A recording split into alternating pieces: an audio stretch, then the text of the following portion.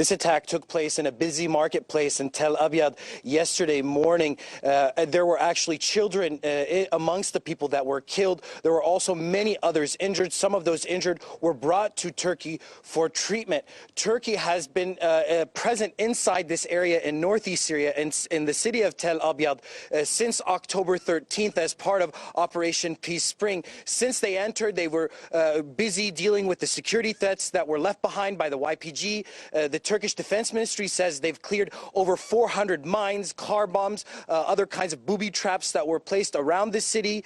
They have also been able to find ammunition depots, and even 1 ton of ammonium nitrate was recently found, and a plot to conduct a similar terror attack was stopped. Unfortunately, this attack was not stopped. And what this tells us is that the YPG terror group is still able to pose a threat to these areas in northeast Syria and is engaging in some kind of retaliation against Turkey and the Syrian National Army that has taken over this area after the Americans failed to pull the YPG out of the area earlier last month. Abyad, how does this affect the security situation along the border with Turkey? Well, Turkish officials reacted strongly to these attacks.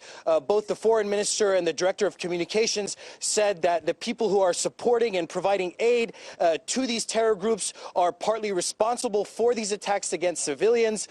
Turkey says that this kind of attack is exactly the reason why Operation Peace Spring was launched and why it is a just and right operation. The Turkish officials are saying that their operations in the area are going to continue.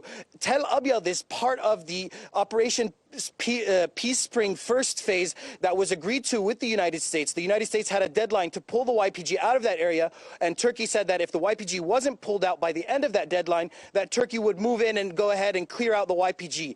So now Turkey is going ahead with that operation. Even though the YPG is still present around those areas, there still is a threat inside the territories where Turkey controls, in Tal Abyad to Ras Al Ain, all the way to the M4 highway. This is about a 120-kilometer wide stretch and a 30-kilometer deep zone. Now, the other areas outside of this particular zone are being arranged. The security situation is being arranged in a deal with Russia. Now, regardless of those arrangements, what we know from this attack is that the YPG is intent on continuing to pose a threat to the civilians in these areas and even conducting attacks against civilians. This was a busy marketplace with women and children. People were opening up their shops, and it doesn't pose itself as a military target, so it's not clear why exactly the YPG would be targeting civilians instead of any kind of other military target that's available to them.